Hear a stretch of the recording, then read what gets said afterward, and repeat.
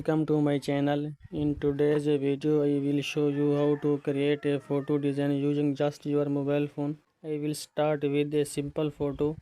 Click the import button, go to the gallery, select the picture, background remove, eraser color, enable button on, adjust the picture, click the sticker, select the sticker, background remove, eraser color, enable button on, adjust the sticker, click the noise option, enable button on, color the change, click the hue option, color the change, select the color.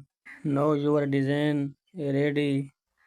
Please like the video and subscribe my YouTube channel. Thanks for watching and see you in a next tutorial.